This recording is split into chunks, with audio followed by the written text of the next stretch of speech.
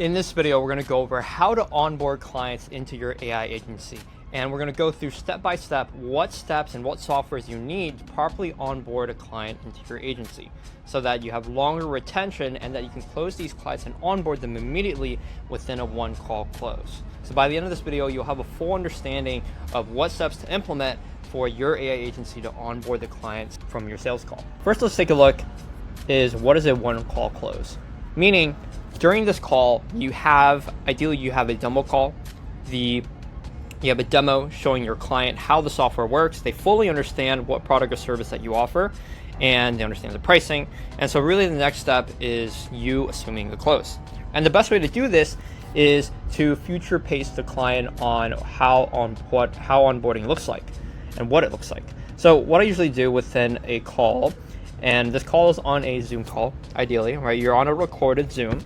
You've been screen sharing everything about your product or service, and now it's time. Now you've already presented the pricing and gone over whatever package that you offer. And so what I like to do on this recorded Zoom is I like to future pace what onboarding looks like. So, hey Josh, so the reason that clients love us so much is our onboarding takes only 10 minutes, and within 48 hours, you're going to see the first leads come in. So you're not waiting for more than a week to see results, right? And so how it works is we're just going to get you set up within 10 minutes. We ask you a couple questions, get you onboarded onto our platform, find your logins, all those things. And then we're going to start the ads. Ads are going to start 8 a.m. tomorrow morning. And then you'll see that the leads will start coming in within 40 hours. So are you going to get started, man? So you future pace what things are going to look like so they can be like, okay, so these are results that I can expect, right? They future pace themselves, they put them in some of those situation like, oh, okay, like if I were to do this, like this is what I can expect, and then you assume the close, right? So, hey man, are you ready to get started, right? During this, now, assuming they said yes, if not, you're going to handle some objections and put them through results-based thinking. But from here, you're going to do a remote screen share and control. All right, so what that is within Zoom, hopefully you've already been recording the call. If not, you haven't been recording the call, definitely start recording right now, because if you forget any information that your client has told you, you can just watch through the Zoom call or take this recorded Zoom call, put it into a knowledge base, and have ChatGPT or something summarize all the client information so that your team members aren't asking you so many questions all the time, is they know exactly what's going on just because you have a recorded Zoom call. Right? This will save you a lot of time. So definitely record the call so they can add it to a knowledge base, and do a remote screen control. So what you're going to do is like 3 buttons next to your Zoom, and then you can click on request remote control. If they're on a MacBook or Windows, what's going to happen is they're going to get a notification from their computer. Be like, hey, are you going to let this guy, control your screen? First, they have to be sharing their screen. So they first need to share their screen. Once they share their screen, I tell them, hey, there's a big green button. They share their screen. Then I click on, hey, man, I'm going to do remote control. And what's this going to allow me to do is just, control your screen, and it'll be a lot easier than me telling you where to point your cursor, right? And so from here, you do an automatic screen sharing, and what I would do within your Zoom is there's a setting that automatically records every Zoom call to the cloud. That way, if you record locally, you're going to have to click record locally every single time, right? Sometimes you forget, you click on the wrong thing. But if you have enough storage on your cloud, you pay for Zoom, you can automatically record to the cloud, and you'll never have to worry about clicking the wrong buttons, right? It automatically does it for you. So be sure you have that on. And so what I like to start with is a quick questionnaire, right? The reason is, we want to, before we get, instead of, hey, pay for it right now in our onboarding, I'd like to ask them a couple questions to get them to say yes, yes, yes, so that they're cooperative throughout the entire onboarding. Sorry, so at no point are they feel like I'm invading their privacy, all those things. So my onboarding is designed so that they're very cooperative. They say yes to a lot of things, first questionnaire, and slowly it gets more complex, right? But I'm hoping that by this time of the call, you've already spoken to them and they already trust you. So it's really not a big deal here. So the quick questionnaire I like to ask them is, hey, what is your contact info of every individual that we need to add to the CRM? So what is their name, phone number, email, and what is the position in the business? Who do you want us to contact? Do you want us to contact you or someone else in the business? And what is pricing in your business, right? Like, so you offer HVAC or you offer plumbing, like what are you guys selling the most? What is your pricing? Just so that I have an idea of kind of your pricing and margins, right? Exactly. Like, would you be able to provide like a pricing sheet right now, or you can tell me off the top of my head? I'll create those notes right now so that I actually know what pricing and products that we offer. If you don't already know that. And then I like to ask something like, hey, like what are your work hours? Like when you want us to actually contact you? What is your time zone? Okay. And then like where are you guys based out of? Like what city? Like where are you guys driving from? Right, depending on the business, right?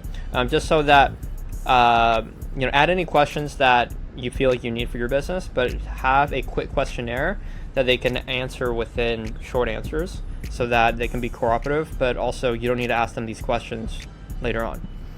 So the next thing is our service delivery onboarding. So depending on what your service delivery is, for example, the first thing that I would do is after I get all the contact information, I would go into Go High Level and I would start adding all the users to Go High Level. I'm going to say, hey man, so you're going to get an email through Go High Level, and what you're going to do is you're going to sign in with that email. You're going to create a password. All right. What we also have is a mobile app, so you can see everything that we're doing through mobile app as well. So let me just add everyone, and let's make sure that you don't have any trouble logging in. So make sure they get logged in correctly, so they can't say later on, oh well, I never saw everything that you're doing. I want to charge back, blah blah blah. No. You go through the entire process. They can see the CRM and Go High Level here, right? Now, the next part, let's say, for example, you have like a platform outside of Go High Level. Let's say you're running ads for them, or you have an automation workspace. Then add their team members there, right? And make sure that they could get logged in correctly, so they have full transparency and see everything, right? And the next part is once they're onboarded onto your service delivery platform and your CRM. Next part is to sign the contract. This is to ensure that all the expectations are met, and in any legal case that we have the preventive measure that they understand totally what we're doing. So what I like to do is I like to do a electronic contract sign within Go High Level. If you go to the payments section of Go High Level, you go to documents, you can upload a PDF of your a contract, and then you can have them sign electronically. So you can send them to their email, and they can review it and sign it then and there. You don't need to buy DocuSign or anything like that. And I'll also have a contract template for you to use below, and for you to modify for your business. I want to say they signed the contract, everything looks good. What we're going to do is payment.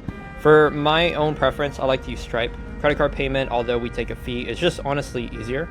And obviously people can charge back through the credit card, but we want to sign on to clients that are good and good people, right? So I would send them the payment link right in there. Hey man, so we accept all payments through credit card, through Stripe. Is that easiest for you? If they don't, obviously you can offer like Zelle, Venmo, all those other things, PayPal, whatever, Revolut wise, but I like to stick with Stripe. So I send them the link and I wait for the payment confirmation. So they pay in the call and I make sure that I receive the money. Right, from there, if they need an invoice, you can configure Stripe to send them an invoice also, so that they can get it for accounting. And in the case, let's say like you're running ads for them, I like to get their payment method on file. Of course, it takes a level of trust for them to trust you to use their credit card. I'd like to get their payment method on file in case there's any usage-based pricing or anything else, right? But a lot of this trust is already built, so you're pretty much ready to go. Once you've collected the payment, really is the finish / next steps. What you're doing here is you're making sure they don't have buyer's remorse, right? So you send an email or a text message to them and their team members, showing them the next steps, what they can expect moving forward, and also congratulations, right? So they feel like, okay, like I made a good decision, right? That after the call they get off with you, boom, they have an affirmation that like I made a good decision, right? What I like to do is, this is manually done, but we'd like to do a Loom video of our launch. So I'll record a Loom video of the automation, what we've done, and right as we go live with their campaign or their automation, we'll record a Loom, and then we'll create a WhatsApp group or whatever messaging platform they prefer, and communicate with them, their team members, and my team members from there. From there, I would also like to schedule the next meeting. Hey, so let's do a check-in a week or two from now. What's a good day and time for you? Usually that you guys are always like home, blah, blah, blah. So they can expect, hey, like we're going to have a next meeting to check in on things, right? It's going to reinforce the trust that this onboarding is exactly what they expected. So if you complete this process, really, obviously I say 10 minutes, not usually 10 minutes, depending on the questions that you ask, how fast you're doing this. Really, it takes like 15, 20 minutes. Sometimes a little bit longer. And so you want to allocate time to where in your sales call, let's say you have like an hour of time allotted. And so what I would do sometimes is I would add a team member who is in charge of onboarding into the call, and they would onboard them. So I would be like, hey, if I have a call that I need to run into, then I'll jump onto the call. The onboarding team member would take care of the rest, right? And they've already gone over these SOPs, so they know exactly what to do, and so that my clients don't get buyer's remorse from the onboarding. So if you want my team to implement something like this for you, build out all the SOPs in your business and allow you to earn $10,000 or more per month in the next 90 days with your AI agency, feel free to book a call with us below. And if we're going to see if you're a good fit to work with us.